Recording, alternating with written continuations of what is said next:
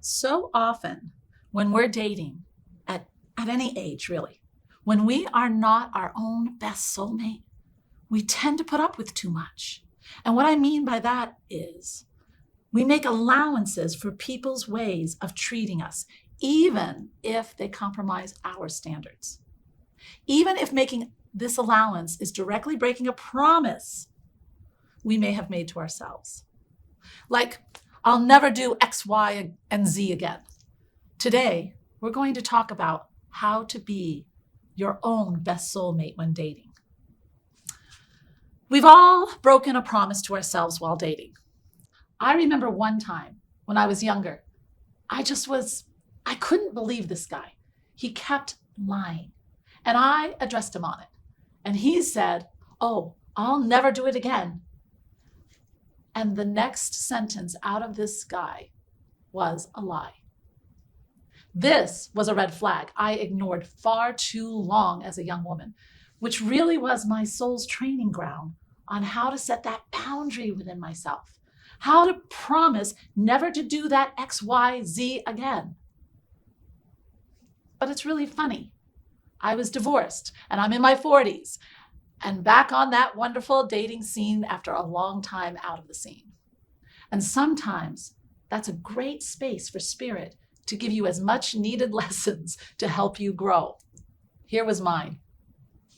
We met on a plane and kept up our conversation for a long time. And then we decided to try dating. And it started off fine, but then he started talking about how he doesn't put up with this or that. He doesn't like when anybody curses. He doesn't like how I say this or that, seemingly smallish things. But when I looked at them as a whole, I began to see they were all about control. And then my awareness grew. I started to see him setting up scenarios where I would disappoint, which was perfect for him because then he could create conflict and friction and a sense of control. And I really had to stop and think about, what are the signs of a toxic relationship brewing? Do I really want that drama in my life? Do I really want someone creating scenarios that puts them into a position of control over me?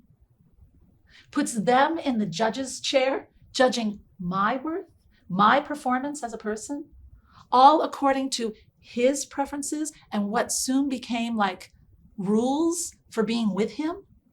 And where does that leave my family and me? How will continuing in this toxic relationship affect my relationship with myself long term? Because my relationship with myself is the longest term relationship we have in this life. It is so precious. If I allow myself to keep getting embroiled in these setups, am I just continuing to break my own spirit? I began to think about the effects this disconnection from being my own best soulmate, just so I could be his girlfriend? What would it have on my kids, my future? I have not raised my kids to put themselves in a position where anyone other than themselves is defining their worth in this world. Maya Angelou has a wonderful poem about this. I'll share with you just an excerpt. Did you want to see me broken? Bowed head and lowered eyes, shoulders falling down like teardrops, weakened by my soulful cries? Does my haughtiness offend you? Don't you take it awfully hard, 'cause I laugh like I've got gold mines digging in my own backyard. You may shoot me with your words. You may cut me with your eyes. You may kill me with your hatefulness, but still, like air, I'll rise. Don't you love that? But still, like air, I rise. That stillness, that knowing, like air, I'll rise, is the feeling of being your own best soulmate. Chaos can circle you, even created chaos or imagined dramas where there is no real need for any panic. But inside you, are witnessing these circumstances from a place of calm.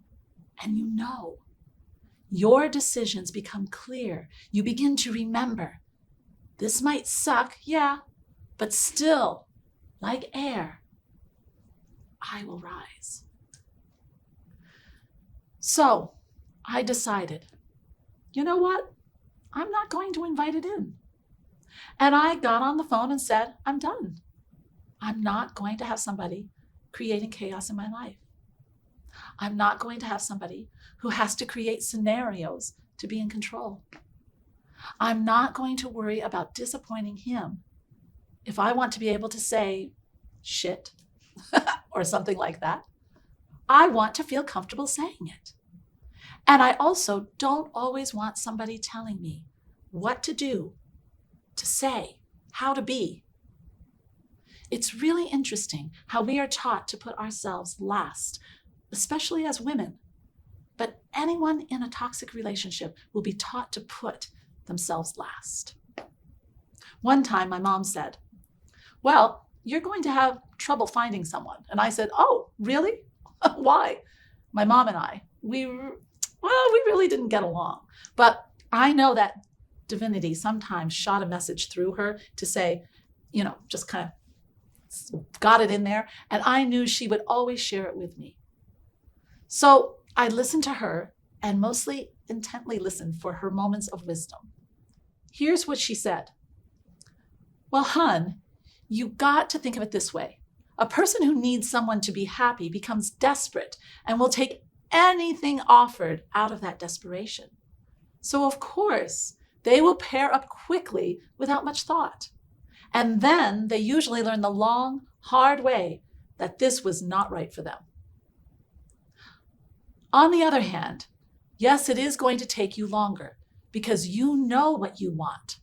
But you won't be spending that time in relationships you don't want, in toxic relationships, in relationships that sever your main relationship, the one with yourself.